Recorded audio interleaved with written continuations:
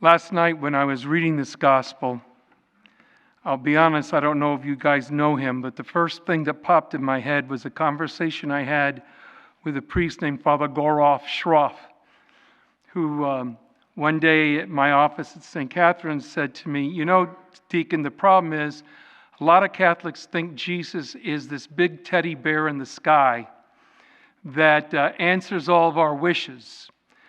Because I kind of mentioned, I said, "Boy, that sounds kind of rough." And he goes, "Jesus tells it like it is. And sometimes it sounds a little rough. And maybe it should." And in this gospel, I think Jesus is warning us that sometimes we can participate in what the earlier readings today was on light and darkness. That we can participate by maybe holding something or realizing we have a problem with somebody in the world, somebody in our own family. And then we come here to offer our gifts, our lives to God, and yet we haven't gone and loved our neighbor or loved our brother.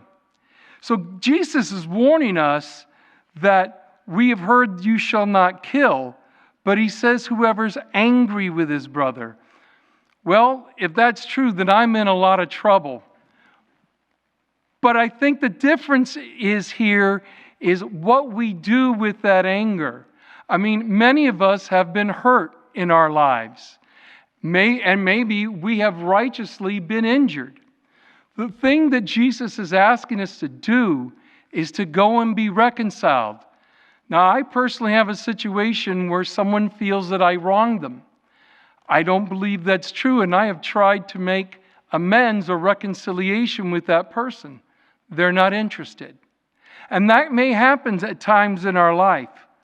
But we recall this opponent with a person, and we try to make peace. Because who's the judge that we're going to see in Jesus' story? Who's the judge that on the way to court? Is it a judge that we think about sitting on a bench? Or the judge that's going to come at the end of time and judge each and every one of us individually?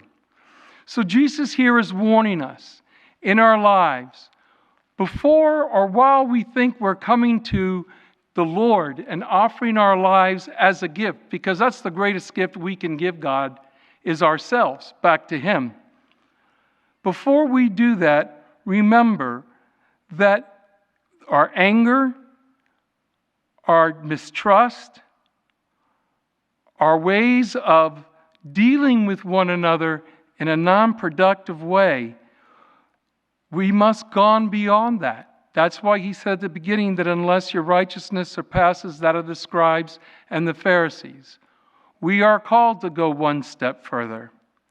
And so he says to us, go, leave your gift at the altar, and then, once you've tried to reconcile, then come before the Lord with what you have to offer Him.